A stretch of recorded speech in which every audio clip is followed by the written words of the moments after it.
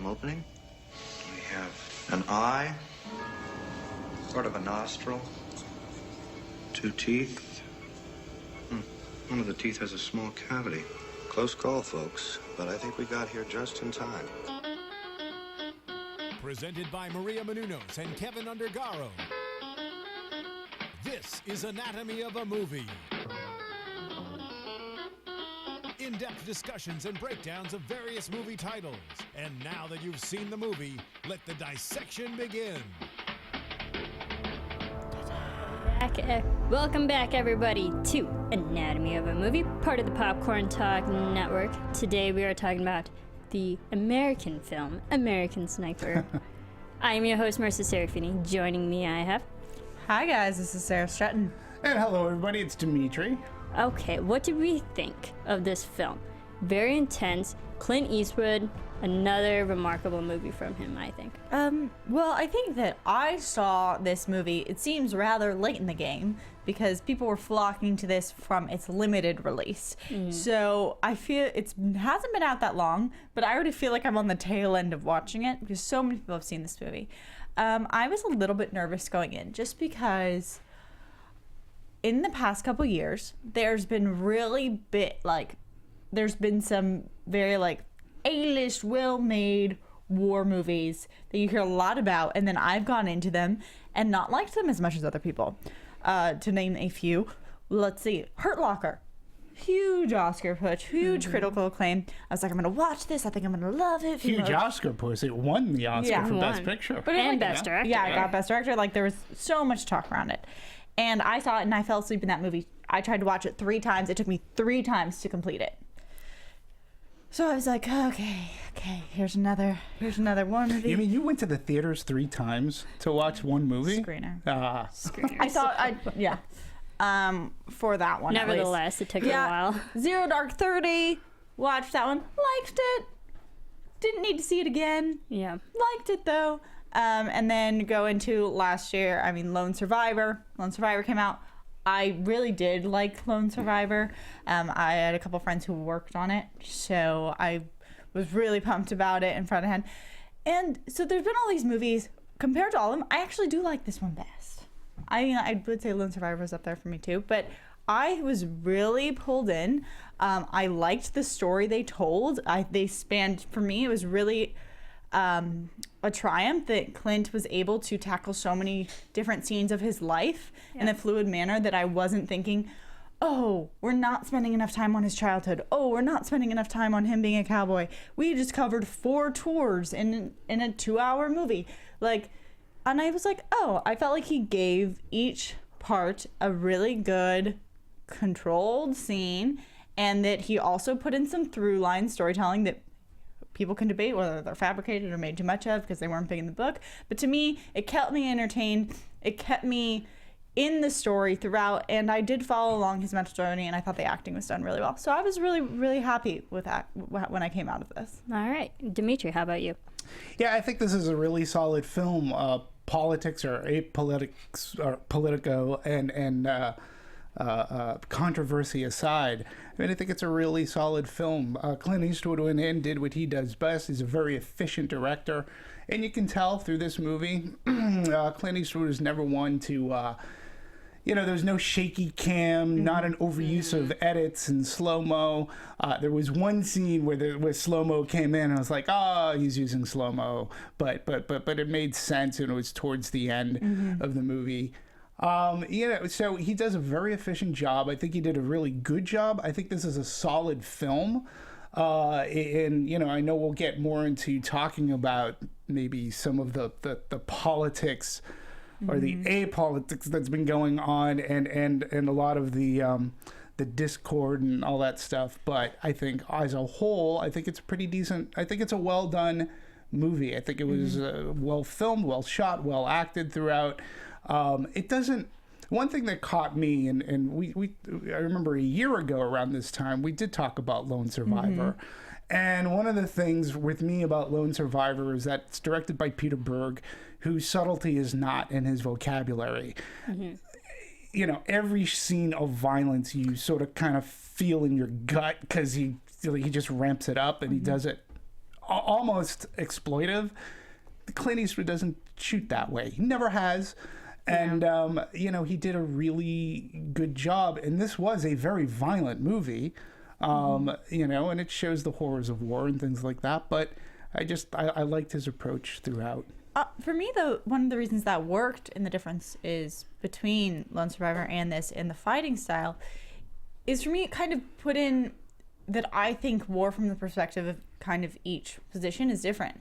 And for me, he is a sniper. It is a different viewpoint. Like, when you're in battle, it's different for him than for people who are in the front, like breaking down doors on foot. Like, I just feel like the mentality is different. Like, they do concentrate on the fact that you do have to be like living in between your breath, in between the heartbeats, versus like it's not pounding, it's keeping that calm. And to me, like, thematically, this fit that, versus in Lone Survivor, when so much of that was, those epic falls down the cliffs where it's shaking, going crazy, because that's what you're going Right, but had Peter Berg directed American Sniper, like, heads would have been exploding like melons. It would have been a completely different story. Yeah. And also the thing is, with Lone Survivor, that story took place in a matter of hours, in a matter of like 1 to 2 days. So that was like really constant action throughout that everyone was enduring. And then in American Sniper, you have the tours, which lasted for so long, and then you had the break to go back home, and then you go back. So there was a lot of back and forth that spanned over so many years. So we got a lot of action at some moments, and then some calm serenity. I would argue that the second half of American Sniper plays out almost like an action movie. I feel so too, but I feel like American Sniper had more breaks from the action to calm than Lone Survivor did. With the kind of dual plots of home and away, that it lends itself to that. Exactly. And war films are always usually tough to digest and whatnot. And I admit there's only like a handful of war films that I've seen, and like all of them usually stick with me, and it sticks with me to the point where like I'm affected so much that I don't want to see it again. It's so good, but it's like I don't know if I can handle watching it again. So they're so intense. And I feel like American Sniper, I might be able to watch this movie again, but it's so good the first time. I don't know how it'll hit me and affect me watching it more. Because it's such all war movies are intense. Yeah, I mean, I agree with you. I don't go watching Saving Private Ryan all the time. Or Hurt Locker, or any of those type of films. No, absolutely. Yeah. But I will go watch something like Where Eagles Dare or Kelly's Hero, that both starred Clint Eastwood. Those are great, like, war. They're set in the war, but they're like either a great action comedy or great suspense. Alice McLean-ish kind of a movie. Those movies I watch all the time again. But you're right, like Private Ryan, I go back every now and then because it's on like cable or something. But I don't. Hey everybody, let's watch Saving Private Ryan. Let's have a fun night at the movies. These aren't the movies that you jump to. It's like I have to constantly rewatch over Absolutely. Again. You watch it and take it in stride, and then get back to it when you feel like it. Yeah. And I think Clint Eastwood is a really good director to take on this type of film, knowing that he has a lot of war films in his background under his belt, and I think he was a perfect guy to direct this. Yeah, there were parts of this that did remind me a lot of Heartbreak Ridge, which he also directed, and he starred in that one. So he has a very efficient way of filming. He works quickly. He likes to end his days early, so it's almost like a work week. It's efficient. He's very efficient, but to my knowledge, he's always been that way. He understands people have families and they'd like to get back home, so he usually wraps up relatively early, and he meters his shots pretty well. He gets what he wants quickly, and then he's done. And it's very almost matter-of-fact kind of shooting. He doesn't use a lot of odd, weird camera angles. He doesn't use a lot of different technique. He doesn't use a lot of handheld and shaky cam. Last night I watched Unforgiven, and again, it's a great movie, greatly told. But when you look at it, it very much is like a John Ford Western, which it was supposed to be, and he had a little Sergio Leone. But he's very simplistic in his shots, and instead of trying to grab the audience's attention with something weird or a crazy angle. He just would rather get the landscape. And I think in American Sniper it works because it did lend a sort of kind of a realism where the sniper is away from the action and he's looking through. I loved all the scenes of the telescope. Like you're looking through a telescope basically. And his perspective. Right. So and he's far removed from a lot of what's happening, but he has to be that way. And I enjoyed a lot of those shots. One of my favorite scenes was the sandstorm scene. And again, you could have gone crazy and made that, but it was so simple and effective in the way that it was done that it lent attention to it because you couldn't see where the hell anybody was. So, yeah, it's good stuff. Yeah, I really liked it. And also, Clint Eastwood wasn't originally the director attached to this film. We had Steven Spielberg, which is very surprising because, I mean, he's Saving Private Ryan. You gotta love that. And so I think Clint Eastwood was a good replacement or a fill-in to take on this role. And also, when the studio went up to Clint Eastwood, he was actually coincidentally reading this book based on Chris Kyle's life during that, and he only had about 30 pages left, and he called the studio the very next day, and he wanted to take it on. Yeah. Which is funny to me that Steven Spielberg dropped out because they wouldn't increased the budget enough for him to feel like he could realize this story. And I think that, as we've all said, and as people are critically agreeing with us, that he did accomplish this for the budget, and he did a great job. Yeah, I think it would have been a different, well, it definitely not think. Spielberg has come out and saying what he would have done. I think it's a fascinating story. Bradley Cooper was recently on Howard Stern, and he talked about this whole thing. And it was great because Bradley Cooper was a producer. He had the rights. He wanted to make this movie. He said Steven Spielberg called him. They wanted to do the movie, and, Bradley Cooper's like, okay, sure, absolutely. He goes, that would be fantastic. And Howard Stern, too, he goes, Jesus, how does that make you feel? Like, somebody like Spielberg wants to do your movie. It's like, oh, sitting on top of the world, things didn't work out. And when he got the call, Spielberg called him and said, we can't do this.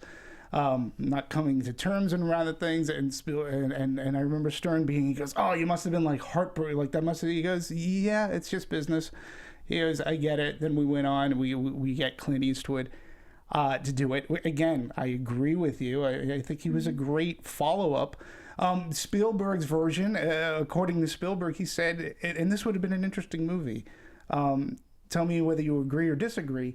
Spielberg would have had that Mustafa character in the movie a lot more. He wanted to use the Mustafa character as more of the mirror image of Chris Kyle. And so my guess is we probably would have gotten a lot of, from that perspective. He was an Olympian. How does he become a sniper? And it would have been an interesting dichotomy to look at. We have, the American guy and then the other guy who's basically doing the similar thing. It would have been a different thematic movie, I think. It's interesting. It's definitely an interesting movie. The funny part of that to me is that Mustafa character has gotten some, not backlash, but some people are saying that they never really were in a rivalry with each other. Like, Mustafa did exist, right. And was a very well-known sniper who was very dangerous, killed many people, but it wasn't like they had an exchange going on. Right. Yeah. It wasn't that Chris Kyle shot him. This was all added thematically, and I thought a very strong choice because it did tie in all of the four tours together. Sure. And I liked that it was just kind of there and was giving you something to follow. But I mean, if you make Mustafa really the second lead in this versus Sienna Miller, because that's who I feel like you would be replacing. Yes. I feel like right now you have Chris Kyle and then it's kind of Sienna Miller's story. And then if you bump Mustafa up, I think you kind of have to you would take a lot of his home and his family away. Yeah, no, it would have been a different movie. It's a different parallel. And I think that one of the reasons this got so much attention was because this was a movie that focused on the home life and focused on what was going on for the family. And if you make it Chris Kyle versus Mustafa, it doesn't become American Sniper, it becomes two snipers. Yeah. That's the difference. I agree. And go ahead. I felt like had they, increased Mustafa's character, it would have been more. I felt watching this film, Mustafa was just another sniper who was always on the pursuit of Chris Kyle. Not that they had any rivalries or whatnot. It was because it always felt that Chris Kyle was the one who was the better sniper, and Mustafa was constantly just chasing him. But they didn't build his character enough to be equally matched to Chris. And therefore, shooting Mustafa at the end wouldn't have been as big as a reward, because they didn't really build his character that much. See, I think that they did, because they were saying that this Mustafa character was shooting soldiers. He was like doing a lot of damage, and in a very significant way. And then when you add in that there's a bounty on Chris Kyle's head, which I guess didn't really happen. And no, there was a bounty. It just wasn't as. It was more around $20,000 than $180. Although the number did fluctuate, so who knows? It goes up with each kill. But in any I thought that the Mustafa character was brought up as a foe, and he was doing as much damage as Chris Kyle was, but the difference, at least the way I saw it, is that where our Chris Kyle character was trying to do his job, but there were times where you saw through Bradley Cooper's performance the gears turning, I don't want to put the RPG down, kid. Come on, I can't do this and whatever. Whereas they showed the Mustafa character took pleasure out of doing what he was doing, and even there was a small glimpse of video being played when Chris was back home, and it was videos of this supposedly Mustafa taking out American soldiers, and there was that one where first he kneecapped the guy, and then he waited for a bit, and then he shot him again. And there was a little bit of a sadistic thing where at least with Chris Kyle, the way I took it is he had a job to do. He wanted to do his job, but there were certain times where there was a little moral ambiguity. Yeah, there was more human empathy and sympathy towards everyone that, was being affected. There was more human qualities to... I would agree to everything you said, Demetri, and my favorite point of it is that the movie allows you to make those judgments on what is different and what is similar between them, and also this wonderful thread that they attribute to Mustafa's character through his tours. But it's never forced. It's never said you don't have any characters being you're the only one who could take Mustafa down because you're true. There's no vocalization of them being the two sides of a coin or what. Well, they did say that. Well, actually, there was a part in the movie where they said we have to hunt this guy down. There was a part in the movie where they said we have to hunt him down because he is causing major damage. We need to go after him. Yes, yeah. And that was said about but that was said about the butcher as well. And I felt that it was more a tactic of war than you have to. He's your rival. No, he didn't say perspective. He goes, our mission is we got to go out and find him. Yeah. We got to take him out in one way, shape, or form. That did happen. So, they did set him up, quote, as sort of kind of a villainous character. He was his foe. And again, in the book, apparently he's just mentioned once, if that. And, there's no, even though Chris Kyle made this amazing shot from a mile away, there's no proof. And even Chris Kyle in the book had said, I don't know whether it was him or not. And the movie makes it a point that it was Mustafa that he killed. But again, that gives a little bit of a catharsis, as you were saying a little bit earlier, about... coming in towards the end and and it's time, and at that point it's time to go home, time to get out of here. I thought it was a good tactic for storytelling and for making this picture relatable to the audience. I don't think it's too out of line and out of historical context, out of the book. I think it was just really a smart move for how they wrote this script. Absolutely. I think so too. And Sarah, you mentioned that had we had more Mustafa, we wouldn't have as much as his wife, Taya. And she was a big integral part of the film. And even the real life Taya Kyle, she was a big influence on this film. Absolutely. Just being made in the process. And I think Sienna Miller did an amazing job portraying her. She was very good. What did you think, Sarah? I really liked Sienna Miller. I thought that their relationship was great, very believable. I felt her fall in love with him, and I felt her hurting when he wasn't all there. Just to throw this in, because I think this is probably the best point to bring it up, that I was one of the people who, and in my theater, people laughed out loud at the baby, the prop that they were having, particularly in their fight scenes. I don't know if you guys noticed it. I very much noticed it, and people actually laughed in my theater. They were dealing with this prop baby, and it was just like, you would just very much tell that it was either a doll or a robot, and they're having like a heated conversation, and people like watched this baby move, and people laughed in my theater. It was very distracting to me in their scenes. And I looked it up, and there's people out there who agree with me that that's what they saw too. And I just wanted to point out that it has come out that there was supposed to be a real baby. Real baby number 1 had a fever. Real baby number 2 did not show. And Clint Eastwood, in his normal let's get through this style, was like, hand me the robot, more or less. And was like, we're getting this done. So besides that fact, like, I thought that their relationship at home was very believable. Oh, yeah. I really liked kind of seeing... They kind of gave us they gave us a glimpse at all of their fights. Like, for instance, there's the one, I can't remember in between which tours it is, where they're in bed. And she's like, if you don't come back, we might not... If you leave, we might not be here when you get back. And I think it's like either the next... I think it might even be the next scene that it's him basically already over there. Like, we don't get to see the... okay, go one more time. We don't get to see any resolution. You just kind of know that they had a fight, and then he still decided to go. And you kind of still know she's going to be there when he gets back. Yeah. Yeah. And I liked that it was just these like little glimpses of the issues that they were going through. And it wasn't a full arcing fight each time where we got to see the beginning, the middle, and the end of it. It was just constant pressure and something that was both pulling them apart and bringing them together. So I really, really liked... I thought their relationship was very solid throughout the movie. Yes.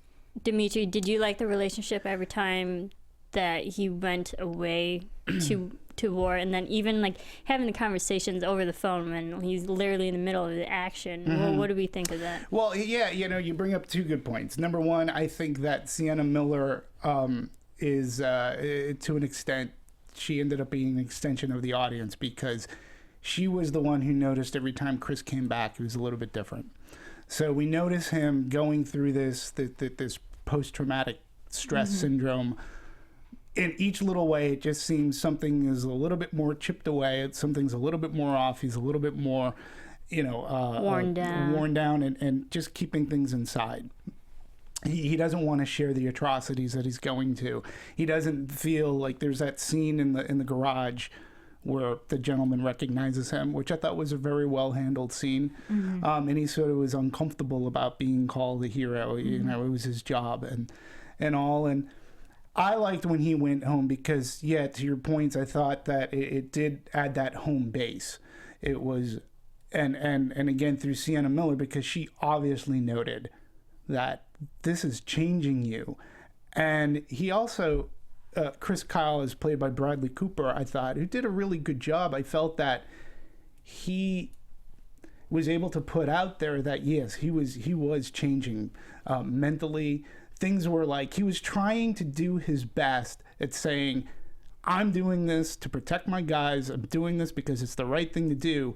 Where he had factions from all over saying, fuck this war, fuck this place, this is killing, like, I'm changing it. And he did his best to remain as strong as he possibly could, and you can tell by that fourth when he called, I'm coming home. And so in each time through Sienna Miller, she saw this too. And I really liked how they made her a character in which we, the audience, got to see through her eyes, because we noticed the change as well. And they played it up really well, where the character Chris Kyle himself, he didn't want to accept the change. He didn't want to accept that this was hurting him on the inside with each kill or whatever. Yeah. So. Yeah, and I like the simplicity of just the phone calls, because if you see in the first tour, he's still talking to her during all the action and whatnot. He's still very connected back to home. And then throughout the second and third, he's not really talking to Taya. Like, that connection's kind of gone. But then the fourth one, it's still there. Like, he still wants to go back home. So literally just the phone conversation, stringing the relationship throughout. Yeah. Despite, you know, a lack of communication or whatnot, it's still there. I found that interesting too, and it was only until after I read that it's actually like happened. But I was like going, when you're in the heat of battle, do you really have time to pick up that phone and say, "Hey, hon, what's going on? What are you having for dinner tonight?" Yeah. And bullets are whizzing over your head. I'm like going, that's sort of odd. Do they allow that? But yeah, apparently he was, and there was one instance where he dropped the phone and he forgot to disconnect. So I think it was, in the movie, it was portrayed as a scene. She was coming out of the hospital. I think it was a hospital. She had just found out that it was a boy. Right. And he dropped, and she heard the bullets, and she breaks down and cries. That was a pretty powerful scene too. You know, it was very well done. And so, but at first I was like going, geez, this is what you do? It's like, hey, you know, I'm in the middle of a, but apparently with the times allotted that you had, that's when he would talk to her. Yeah, and I also believe that fact didn't bother me, because also it's been known that Chris Kyle would spend hours just setting up shots for his next kill. So in between those times of down action, you know, that he might have time to make a nice long lengthy phone call to his wife. Well, apparently in the book it was because they were in action so frequently. It was literally the only time that he could get to try to call. And I guess, you know, I mean, how do you meter something like that? Okay, I'm on patrol. Okay, now's a good time, because it's sort of kind of quiet. And then 2 seconds later, you never know. Yeah. So it was interesting that actually happens. And then you got to take that and think about Chris Kyle, but then there's plenty of other troops who are probably doing the same thing. Yes, and speaking of Chris Kyle, what do we think of Bradley Cooper's performance? He gained 40 pounds of muscle in way to really just imbue the physicality of what Chris Kyle was, because Chris Kyle was a big, tall, bulky, you know, big burlesque man, and to, you know, physically change his appearance to just, Bradley Cooper said he wanted to get to that physicality of Chris Kyle just to even start feeling like he's Chris Kyle to have his performance. To say about Bradley Cooper, I think that, I mean, yes, physically he owned the role. I think that, but more than that, I thought his acting, watching him break down, watching him in each different scenario, I thought he did a really, really strong job. And it was just interesting to me, just reading, because he signed on to this movie first as a producer, and he had in mind for the role Chris Pratt, and this was in 2012, so this is before Guardians of the Galaxy, whatnot. And then Chris Pratt was also in Zero Dark 30.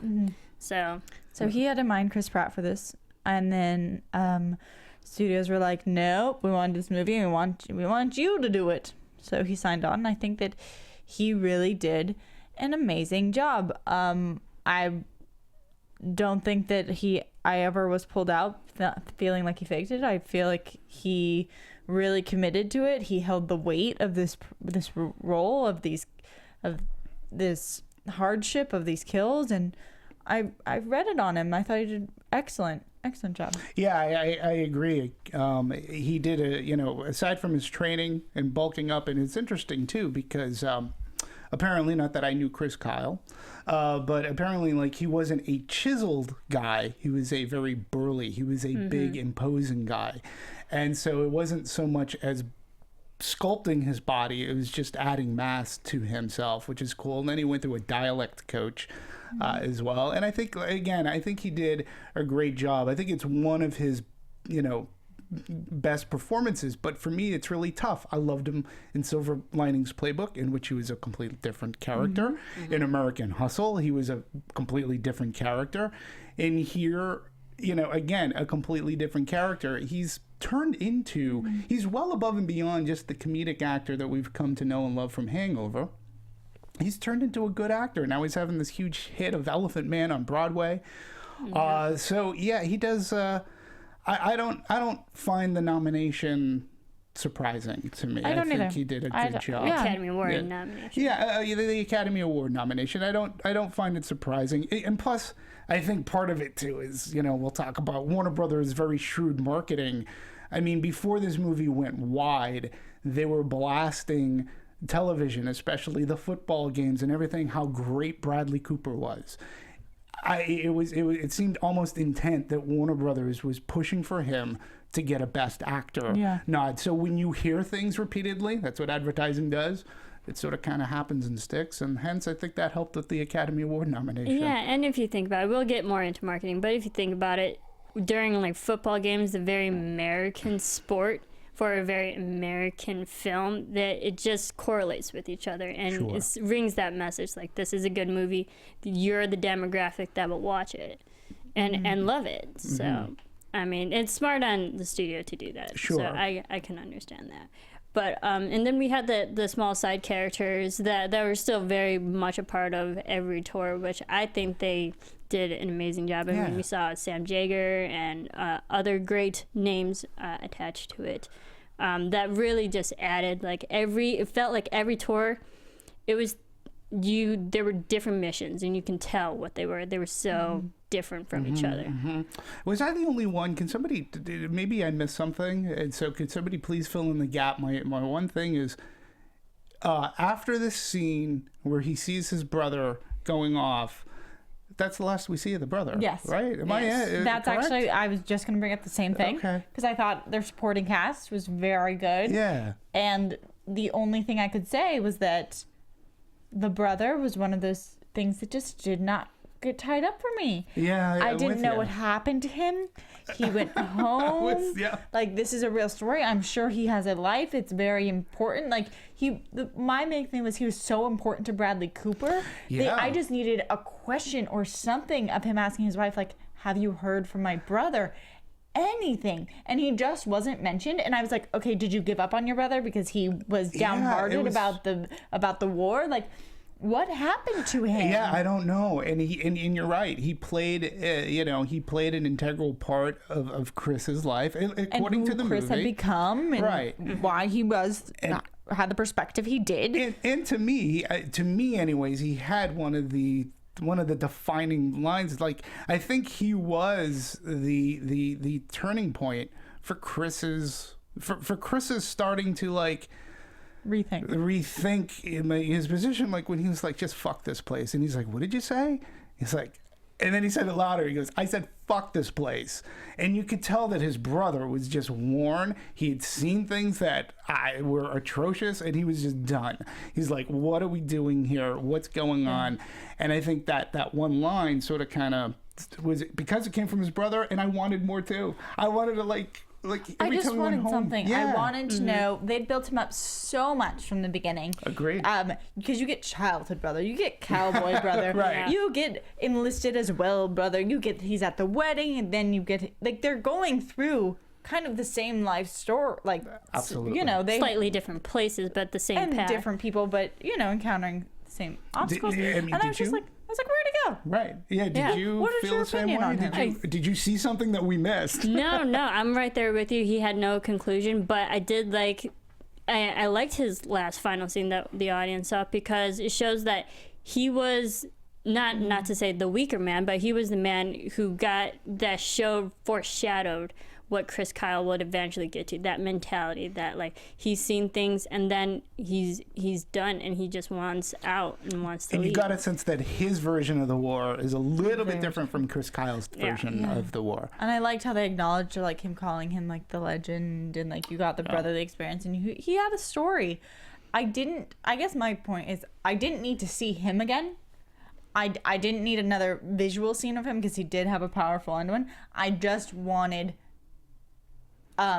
a reflection on him from Bradley Cooper's character. Yeah, I would have thought he was good at the barbecue. That's all I needed. I needed a line. I needed something. Yeah, maybe it ends up in the Blu-ray. Or brother bonding moments. Something. That, like what they're both going through.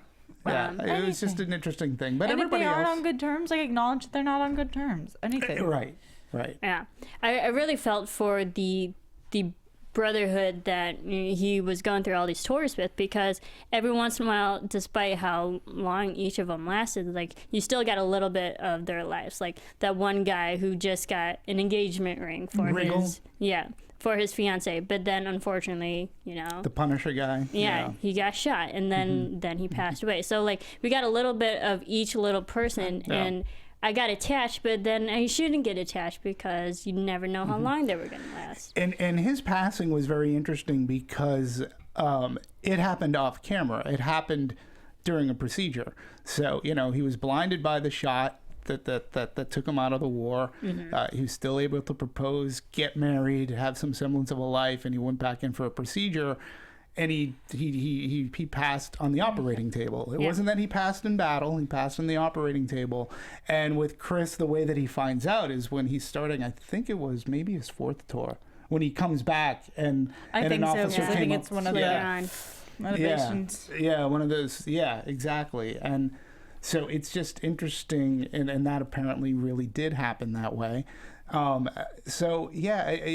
character Wriggle seemed to be his closest friend because he was at least up for the first 3 tours, if memory serves. Yeah, I thought that they portrayed all of the teamwork of the team very well, and they did give them each their own stories, and you knew who they were, and it didn't need to be pushed to the forefront. It was just something they did subtly and well. Yeah. Yeah, and also, I like the reactions from everybody because, yes, they revered him as a war hero, but the fact that, like, it was just out of respect and honor for a U.S. Navy SEAL that is just doing his job, and how much he affected everyone. He saved people's lives, and by extension, just they had more chances to, keep going back into the war and going through all that, which was really good, especially the scene where that one man went up to him in the garage. It's like, you saved my life. You don't know me, but you... So, like, just how much he did. Yeah. I think that I think I kind of mentioned it earlier, but one of my favorite things about this movie in general is how many different significant moments of his life they put in. And the garage is a reminder of, they put in the aftermath. They put in him going home. They put him getting congratulations from a hero. They get him going to the VA hospital.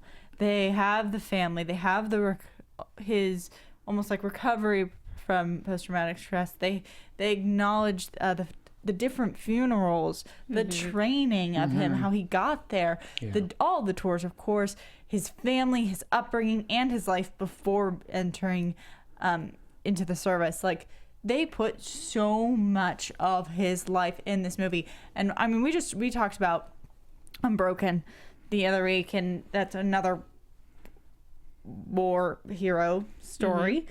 And he has a lot in his life, and they really did focus on just a chunk. And I said after watching Broken, like, well, he has just so much in his life, it's hard to give everything just time. So I understand why they made the choice to do just that chunk.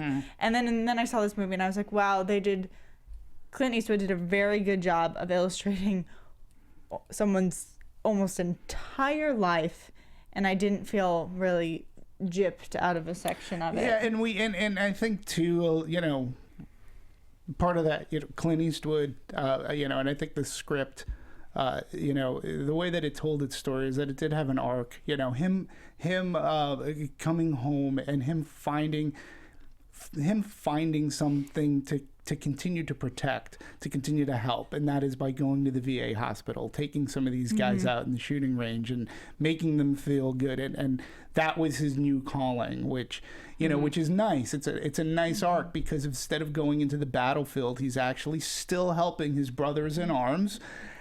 And I like that, and the story the story told that well, and you did get to see that side. How does one get over this post-traumatic stress?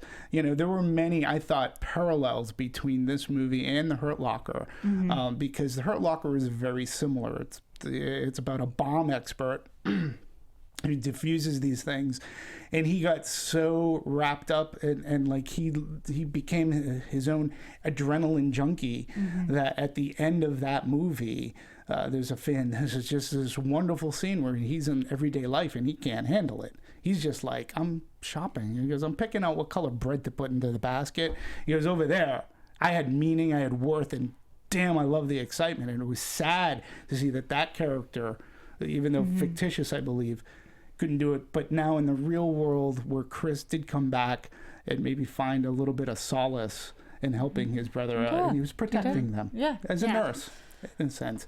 It was good. It was, and I appreciated that stuff. Yeah, and I will say, I mean, I liked every time he went back because we saw a bit of his family. He's trying to change, trying to be acclimate back into the regular life, and he's having trouble. But one of my problems with near the end, it's a small issue, but is when finally he's starting to be that man again. And we even see in the final scene, she's like, I'm glad you came back to me.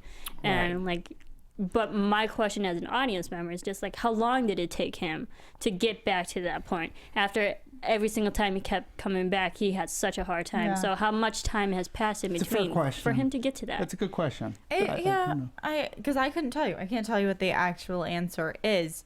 You do have to make the leap yourself of that it's been a little bit of time based on the fact that, and the only kind of clues they give you to that is that he's completely moved. Which you assume takes time. He looks different. And as well as he has developed relationships with people at the hospital. So you assume that all this takes time and trust, and that he is allowed to take people out to shooting. So, but it's never said. It's never said. There's no anniversary. There's no. I don't really recognize the kids getting a whole lot older. Like, you don't really know. That didn't bother me too much. It didn't. I think it's a good point. It didn't. For me, it didn't factor in. But it's a good there's time that may have added an extra 45 minutes to the movie. Yeah, it would have for time constraint. And I will have to say, this movie comes in at just about 2 hours, maybe a little bit more, maybe a little less. Yeah. I mean, but it didn't overstay its welcome for me. And I felt it ended. I really felt it ended like the best way possible, and I'm glad that we didn't see Chris Kyle get murdered. And I'm glad they showed that footage, and they went to the Dallas Cowboys Stadium. I thought that was very good, and to me, that had more of an impact on me other than seeing him get killed. I was so glad that they didn't include that. I didn't need to see that. I thought that it was just so powerful watching them. Of course, when you got to see his actual coffin with all the pins, and that they had kind of referred to that earlier in the movie and built up, and then it just makes such an impact when you see how many there are and how many people cared about him. I thought ending it with footage was great, and the ending was one of the main moments there are two moments that I really noticed the score. And the sound that they put with this movie, because they end it with just like, the I forget what it's called. It's like the bugle, the funeral taps. Thank you. I was like, come on, guys, I can't remember the word. And then it just goes very quiet, and I think everyone in my audience was very affected because no one really knew how to get up. Like, because so many times they wrap up movies, it's just still and quiet, and like in my theater, no one really wanted to clap. Everyone was just like, okay, I'm gonna now tiptoe out of this theater, and it's kind of still and kind of awkward, but I just felt like it fit the movie because I don't know how else you would have ended it. Sound wise, I thought it was how it should have ended. The only other time I noticed the score was that when tanks were going through, and I noticed the music was very much paralleling like the sounds of gunshots and the sounds of metal rolling over, and it felt it really reflected it really well. With like this metallic sound in the score, but the ending of the score was it worked. So fitting. I think it was a good way to go. I'm not sure if that was the way it was in the script, but I think it was a smart way to go. It would have been to your earlier point of, it would have been a hell of a lot harsher of a movie and heavier of a movie had we seen the actual murder. And I'm glad they didn't show it, because after all the deaths that we've seen from the Mustafa and him, just like all these deaths in general, and then to have the irony of it all that he's just killed the same way by enemy fire, or I mean friendly fire. I'm sorry, friendly fire. It wouldn't make this movie as impactful as it was. I agree. Just the ending. Also, I think you just have to think about the fact that we know his wife was so influential in the making of this, and the way that this movie played out for like her and for everyone who's affected, I felt like was very respectful. Versus like if I had known that they filmed that part and that she had to be anywhere near the filming of that scene, I would have been like, okay, that's too much. Yeah, it would have me. been rough. It would have made it a much harsher. It would have made it a very rough movie. And we've already been through 2 hours of what was relatively rough. Again, you're right. Certain war movies, especially of recent times, especially since Saving Private Ryan. But then again, I would throw movies like Platoon in there as well. They are not knee slapper movies. They show war at its brutalist. They show the camaraderie of these men, and you don't. It's hard to get through. People live, people die. They die tragically. They die horribly, and in this movie there are many deaths. And it involved the killing of women. It involved in this killing movie of children. That was very brutal. Yeah, and absolutely. I'm glad they showed a little bit of it, but it was more the sound effects. Just in that, it's like using the audience's imagination is by far the worst and most effective way to get something across. Now, what are your thoughts? Because apparently, his first kill, I guess in the book, was a woman but not a child, and it almost seemed like they added the child to add a little extra drama. And then, but to me, it sort of kind of tied into the other kid towards the third quarter of the movie where he picks up the RPG. But that was a very intense scene, the way that movie opens, and I sort of kind of like how they time shift, because we don't see. We open up on that scene, but we don't see him shooting anybody quite. They tell the story that leads up to that scene. I like the non-linear editing, and I wasn't quite sure about that. But to answer your question about the kid, I didn't mind it because I felt it set the tone for the whole movie. That this is going to impact a lot of different people in a lot of different ages, and a lot of it's going to be men, women, children, females, boys. It's that it just shows that it's anyone and everyone who's a part of this. But I liked it also showed just Chris Kyle's emotional, that this is his job, but he's still human inside, and he's gonna be affected, and it just, I feel like emotionally it set the tone for the rest of the film. I have mixed feelings about it. I think that, to Marisa's point, that's true. It does set a tone. Also, the fact that you have the opposing viewpoints of the shots after he takes it, where you have him being, you can tell, very shaken up, and he's like, it's a kid.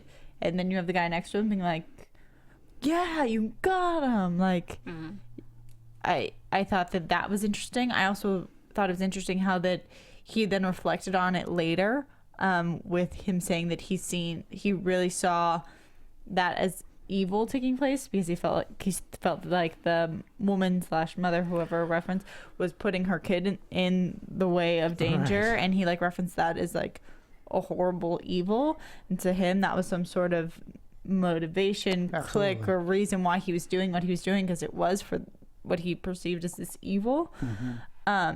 So for those reasons, I felt that it worked for the movie, and as also for that parallel later. And then on another side of me, I was like, but I didn't need to see a kid get shot, especially if a kid wasn't shot by him. I'm sure that there have been kids shot more, and that is something that maybe people should acknowledge and realize that is happening. Sure. So then on that side, I'm like, okay, well, it does happen. It might not have happened in this situation, but it does happen.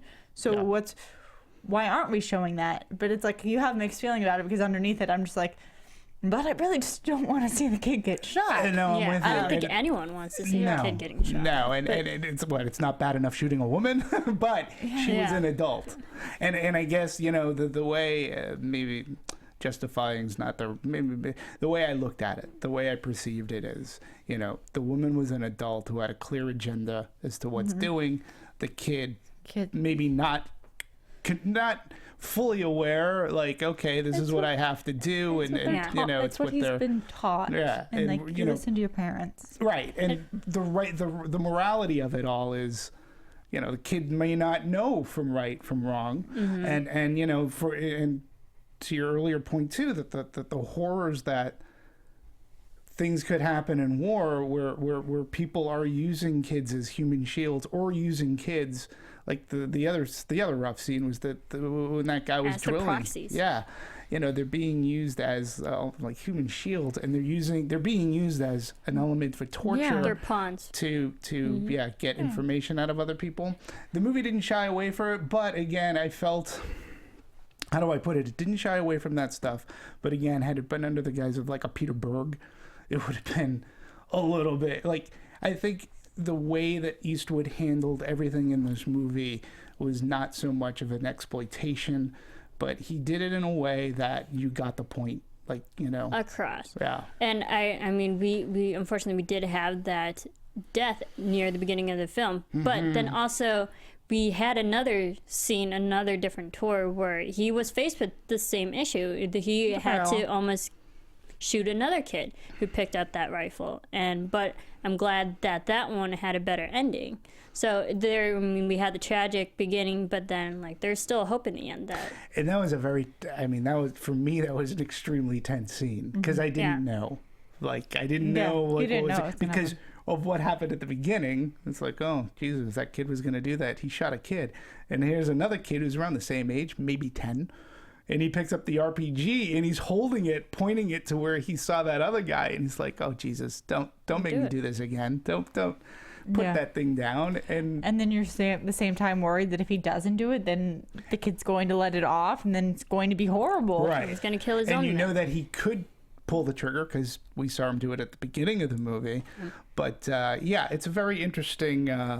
It was very interesting. I liked how they had the audience follow his thought train, like what he's going through, because it made us feel like we're going through the same thing. Like, how does one judge what to do in those situations? I mean, that's where their training comes in, but like also just being human comes in. Yeah, being Like strung along with those real, robot. raw human emotions. I really liked how it portrayed that. Yeah. Interesting. It's funny, since you say how it portrayed that. I mean, I don't know. We can go into marketing, but we should also, I guess, in a sense, talk about the controversies that this movie has been bringing up, and people talking about whether this movie is one way or the other, whether it's a supporting of war and warmongering, and whether it looks at people as like, we're cheering this kind of death and carnage, or whether or not or it's not a good message to send. And for me, this movie was sort of interesting. There were certain things that I was noticing through this. Number one, I didn't look at it as a political kind of movie so much. I didn't think, Clint Eastwood, who obviously in past years has made a big stance on his politics and such, fine. But in this movie, if you noticed, there was no pictures of President Bush. President Bush wasn't even like acknowledged or mentioned. There was like very little about like what's the Al Qaeda guys, Bin Laden. There was like and for me, it was a little bit more of a humanistic kind of a movie. It wasn't to me, I didn't look at it as a pro-war movie at all, because of the way that it was told. I found it to be more human than that. It wasn't jingoistic to me. So I just find it very interesting that all these political factions are coming and fighting and making this movie. This is what I'll say. I'll say that in the essence that this movie is about a sniper in war, there's some political reference. And this being a politically charged movie, I'm going to say no, because I think you can argue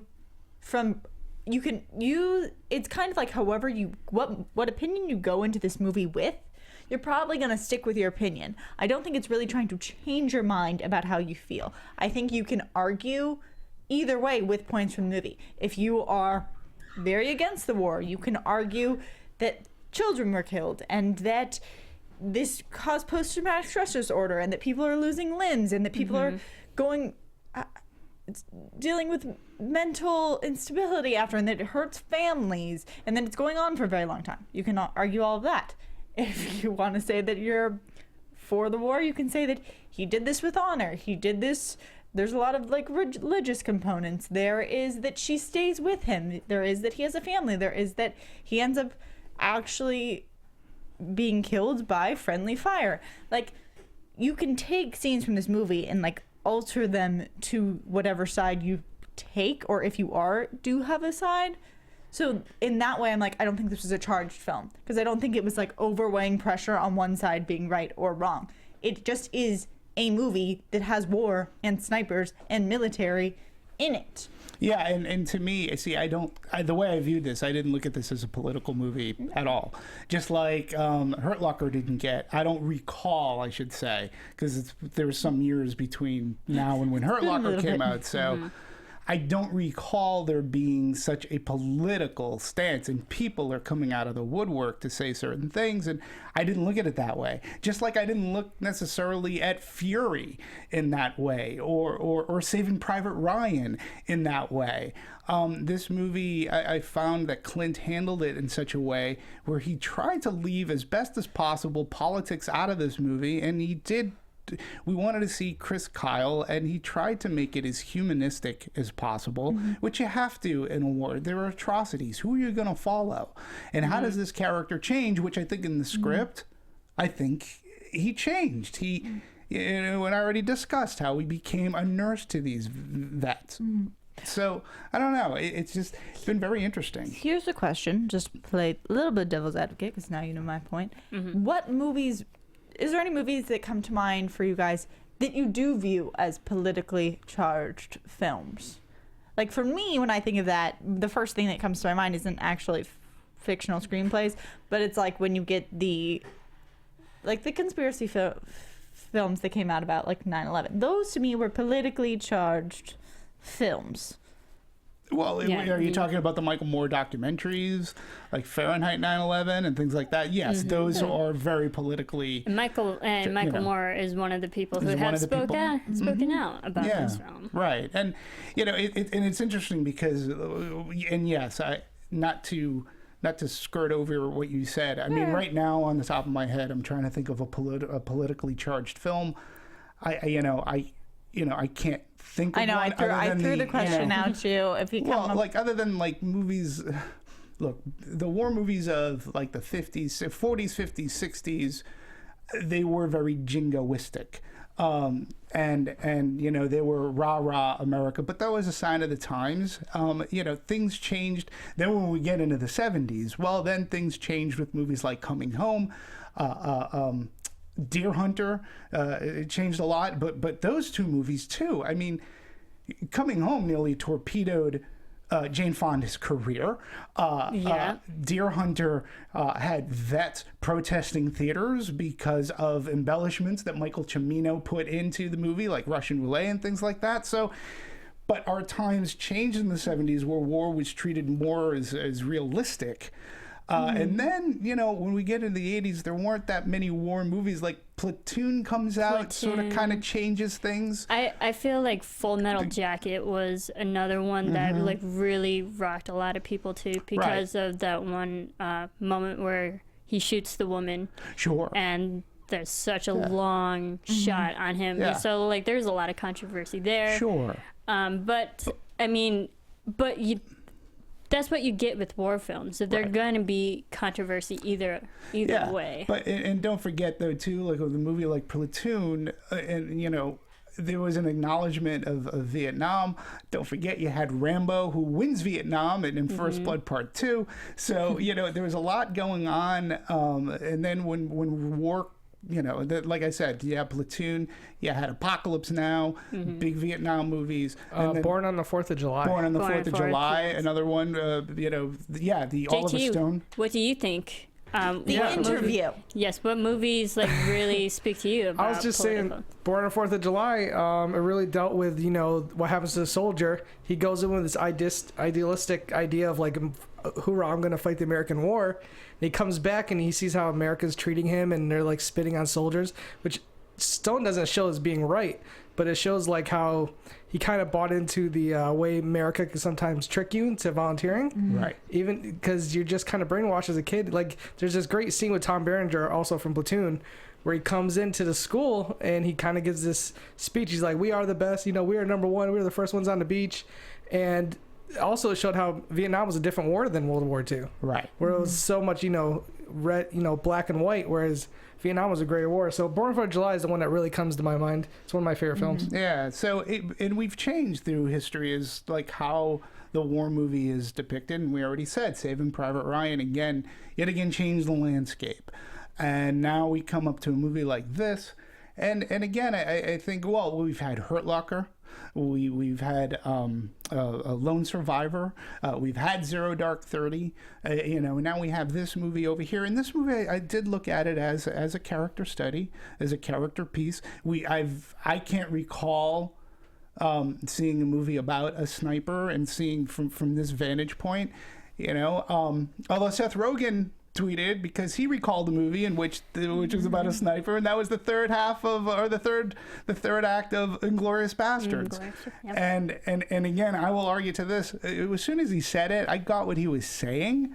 I didn't think it was a political comment, and people don't get the joke. I think we've become too Twitter. Yes. Well, it is the power of Twitter. Power of speech. Well, but it's the power of stupidity too, because he was making a joke, not trying to be political, not racking Chris Kyle's memory or anything like that. I get what he was saying because in Inglourious Bastards, he was referring a Lili Riefenstahl kind of a movie about a sniper who was pegging off American soldiers, and he was taking glee and he was becoming this hero. I saw what his parallel was. I thought, okay, that's the punchline. I get it. I wasn't offended by it, but people jumped on him. Have we lost our sense of humor? We're so afraid now to say anything that is said is so much weight. And with social media, there's so much weight put on everything. Mel Brooks would never have survived in this. We would never have gotten Blazing Saddles in today's current landscape because of a Twitter, everything's looked at a fine-tooth comb, and somebody will have an opinion going, oh my God, he hates American soldiers. Oh, he hates the troops. No, he wasn't. He was just making a joke. It's just a stupid joke. And I don't know. It's very interesting how polarizing American Sniper is. And how much controversy it can create. Do you think now all this heated argument do you think it affects this movie's chances for Academy Awards? It got nominated for 6 Academy Awards. Best Picture, Best Actor, Best Sound Editing, Best Film Editing, and Best Writing Adapted Screenplay, and Best Sound Mix. Oh, yeah, that's right. Nobody directed this movie. I forgot about that. Yeah. Clint. Where did he go? Yeah.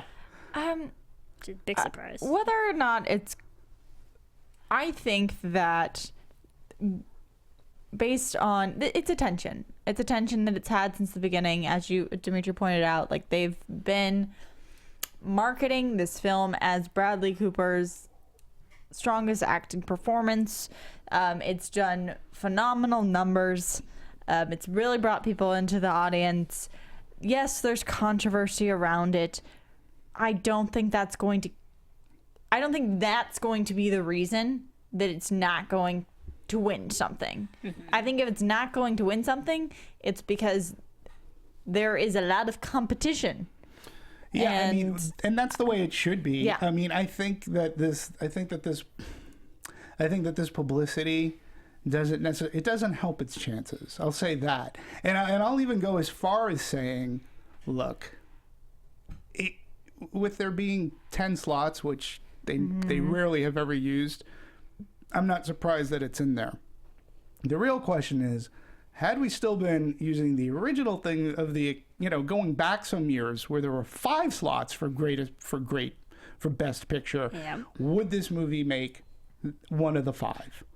And that to me for me, it's an interesting question because I've thought about it and I'm not entirely sure, as much as I liked American Sniper, would I have put it in my 5 for Best Picture had it been that time? And for those of you who do not have your Oscar nomination list up in front of your computer right now, I have it for you. So American Sniper for Best Picture is up against The Imitation Game, Birdman, Selma, Boyhood, The Theory of Everything, The Grand Budapest Hotel, and Whiplash. So that's what it's up against, and I agree. I don't know if it would make my top 5 either. Yeah, well, it's not even my top 5. I'm trying to ponder whether it would make the cut if it were just 5. And then on that, I can say I don't think it would. Maybe we'll be surprised, but I don't think it would for Best Picture. Definitely for sound editing and editing in general. Maybe cinematography. But for picture overall, no. I would say no. Only because, and this movie had a late push. It came out later in the year, mid-December. It came out in December 25th. Yeah, so late December, which is really, not a lot of time to have a lot of people watch this film and get nominated and get scrutinized as much as the other films who, Whiplash and Imitation Game, they've been out for months already. Yeah. And it's interesting too because I can see what Warner Brothers was trying to do. It was about a year ago. We'd have to look up the date, but it was about a year ago that we were talking about Lone Survivor. Yeah. It was about a year ago. And Lone Survivor, Universal released it in a very similar pattern. And they did release it on Christmas Day. They had it very limited. They were trying to go for some semblance of Oscar nom. They were trying to push Mark Wahlberg. It didn't get that surge. However, when Lone Survivor came out, it did exceed the expectations of box office. It did very well the time that it came in. Not like American Sniper, which broke records. Nobody expected American Sniper to do what it did. Again, Lone Survivor was number 1 when it went wide, I should say. And then I think it was another Universal film beat it, and that was Ride Along. And that was the number 1 movie, and then Lone Survivor was number 2. And this went on for about 3 weeks or so. But it was interesting what Lone Survivor was able to accomplish as being a war film. And I think Warner Brothers almost took a page from that book. But what they did was they really, really did push the Academy. They pushed the Academy Award thing. They pushed this is a great movie after the limited release. And they did a lot of mid-country marketing, because it was a breadbasket. A lot of our vets are there. A lot of the soldiers come from the Midwest. We have a lot of the religious things. What this movie had too. This movie had a religious overtone to it. Family overtone, absolutely, and love story. And also, if you think about it, this film, it has Clint Eastwood and Bradley Cooper's name. They're very already in the Academy A-list scrutiny, and in that way, it's so they're known for the Academy buzz in that way. And compared to Lone Survivor, I mean, you might have had Mark Wahlberg, but that's about it. They went out to the vets as well, but I know that Warner Brothers hired a Washington-based consulting firm called Glove Park Group, and they are basically they basically hit the Midwest, and they hit the officers. Now, here's an interesting statistic. There are at least 22 million veterans in the U.S., more than 1.5 million active duty members of the armed forces. Add to that their family members, and those numbers grow exponentially. And that's who they were really, really hitting. And they were getting that. They were targeting the marketing. We said football games. Yep. A better way to target this. And so this is where they overtook Universal as far as their marketing goes. Plus, when you had the Academy Awards come out, then you're able to put that into your advertising. I was saying, besides children, who over the age of 18 or the age of 21, whatever, did you not, were you not really appealing to? Right. Yeah, exactly. You were really only alienating people who couldn't see this film by its rating. So they did a great job. And again, another number key indication that active duty military turned out. 37% of ticket buyers are under the age of 25. Okay, usually high ratio for a rated R adult drama.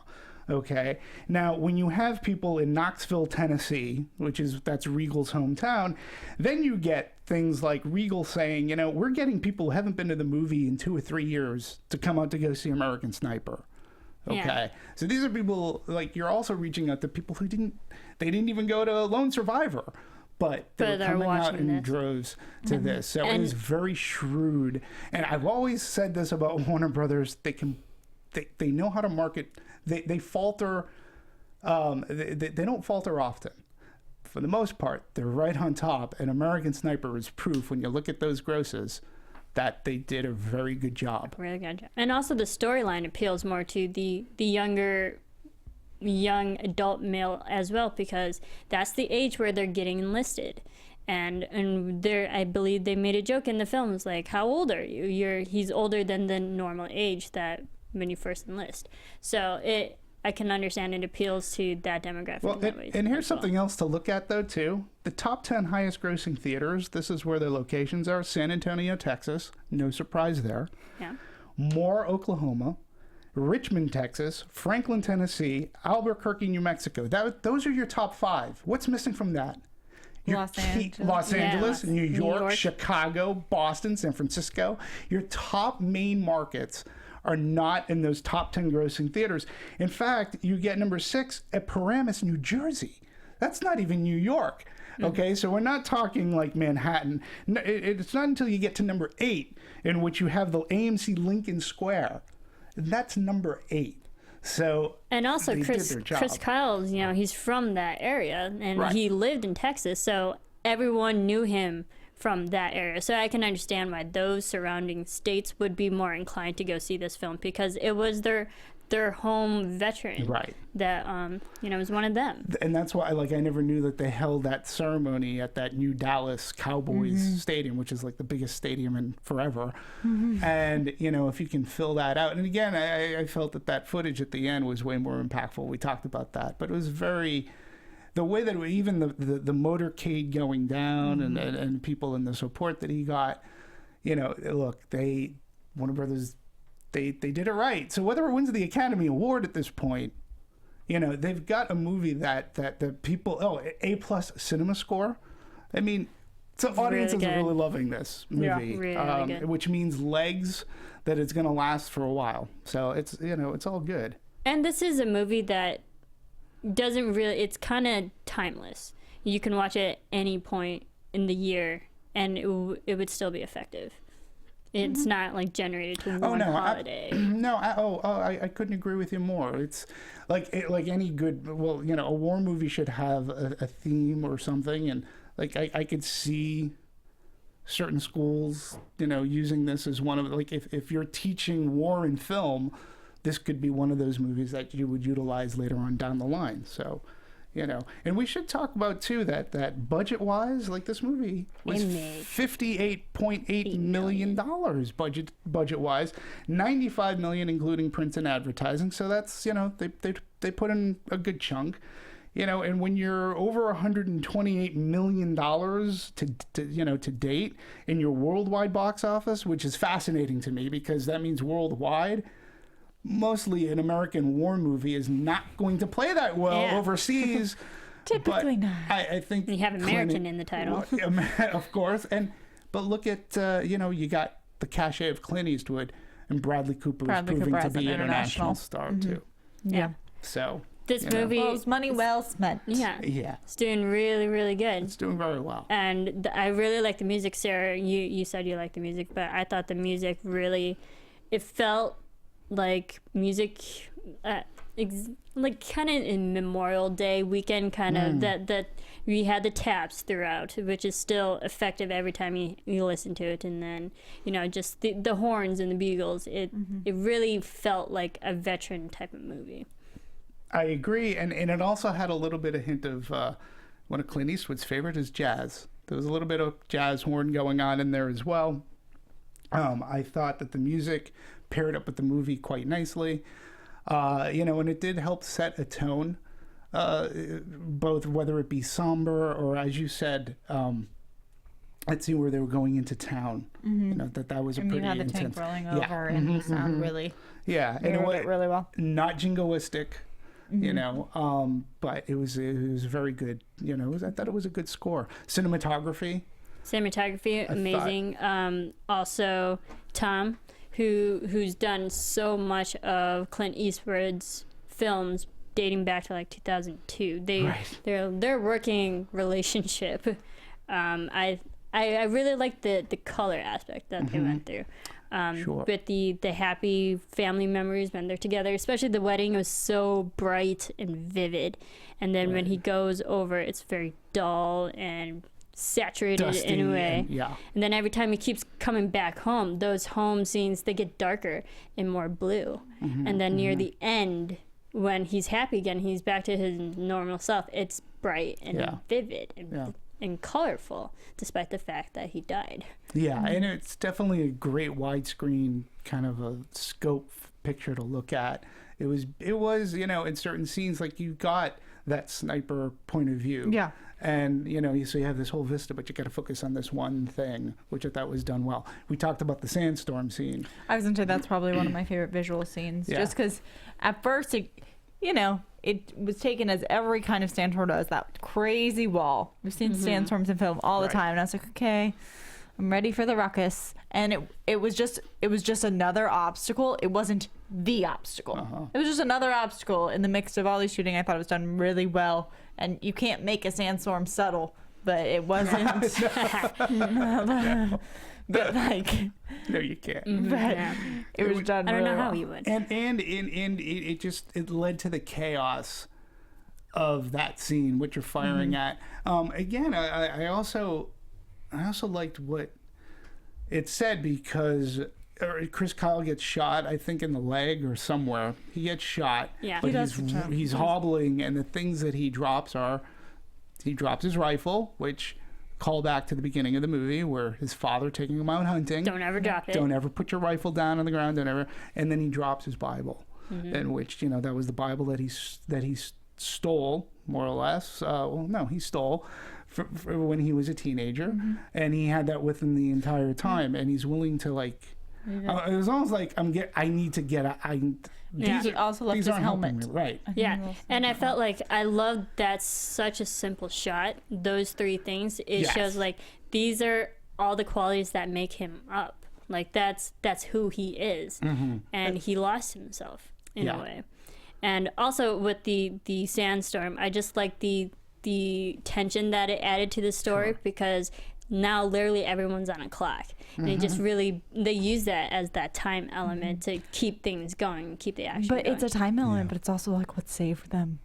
It did, and Absolutely. it was so effective. I loved it. It was it was very well done, and it led to the intensity of that scene, and who's going to get out, who's who might get shot, bullets flying everywhere. I really like that shot a lot, and it was edited really well too. Yes. We did talk about editing and the way, again, we talked about playing around with time. I thought was done very well, because the other thing too. So the way the movie opens. And then when we go back in time, we don't know if that scene could have been towards the end of the movie, where he's like, "Oh Jesus, I gotta shoot a kid," or but no, that's his first kill. So I really do like how that was set up. And they're being acknowledged for it, because it is nominated for an Oscar for film editing. It was well done. So that was And I liked how it was non-linear for the first 20-some minutes, and then it was linear throughout. And I thought it was very effective, and it wasn't abused in any way. That's like the regular person who's watching it could easily understand what's going on. My only qualm, we brought this up earlier, I'd like to talk to the editor or Clint Eastwood. How did the brother get edited out? Where's the brother? Where's the brother? Come on, put the mechanical baby out of frame. But the pacing was good. The movie was well paced for a 2 hour movie. It had And they its, fit a lot highs in and it lows. too, They our did. movie. They So did. it's not like You brought that up, and how much they brought up. there were moments where it was still silence, especially when he's sitting in the bar and he's Sure. just That was a great scene. processing everything. He didn't go home. He's just time to himself. I thought that was very, very effective. You need that. Yeah. Yeah. Very well done. Very well done. A very well filmed from Clint Eastwood. Great acting from Bradley Cooper. I really like this film. I highly suggest it to people. Just getting the perspective of what American soldiers, Navy SEALs, anyone goes through, and for our freedom. And I really applaud them. Yeah. Yeah, it was definitely, I thought, a very, very well made film. I'm so glad I saw it, and I'll probably see it again. Yeah, again, I think it's a strong. I think it's a strong film. I enjoyed it as well. It's good to see Clint Eastwood. He's back and getting the high accolades. He hasn't quite had the run. Although I sort of kind of maybe I missed it in an article, but this is sort of kind of his third in his biography trilogy. I mean, he just did the Frankie Valli story in Jersey Boys, and before that, he did J. Edgar. And now this one's about Chris Kyle. So it's interesting that the past 3 movies of his have been Following people's lives. Yeah, following people's lives, and him going on to this one. But I think he did a really good job. Good job. I really applaud this whole film in general. It was really well made. Yeah. And props to them for getting the Academy Award nomination. I think it's well deserved. Sure. I mean, again, in the way that the academies are today, if you got 10 slots to fill, there's no reason why American Sniper should not be. Last minute push, it's really doing it. It's really hitting home. Sure. Hitting the American home. So, where can everyone keep following you to talk about great films? Demetri? Well, you can follow me right here, and I'm at dmovies1701 on Twitter. So that's at dmovies1701. And Sarah, I know you don't have Twitter. I don't have Twitter. You can follow me here. I'm around. Also, It's good because you're not square. Box office. You're not square. in a circle. You're on Other Popcorn Talk. I'm on other Popcorn Talk network shows. I'm on Box Office Breakdown with JTE, who is in the booth. Yeah, we do that on Mondays. And I'm sometimes on AfterBuzz TV as well. There you go. So. And you can follow me on Twitter at Serafini TV. You can follow all of us here on Twitter at Movie Anatomy. And you can follow Popcorn Talk on YouTube at Popcorn Talk Network. And follow us on iTunes as well under the same name. And were we live? We were live Yes, today, we right? are live. Yeah, we're live without an ad. Thank you all for listening and watching and commenting and subscribing. We love movies. That's what we do. We're going to keep talking about films. Them too. Yes, and you love them too. And we will see you for our next film. Bye, all. Maria Menounos, Kevin Undergaro, Phil Svitek, Christian Harloff, and the entire Popcorn Talk Network. We would like to thank you for tuning in. For questions or comments, be sure to visit popcorntalk.com. I'm Sir Richard Wentworth, and this has been a presentation of the Popcorn Talk Network.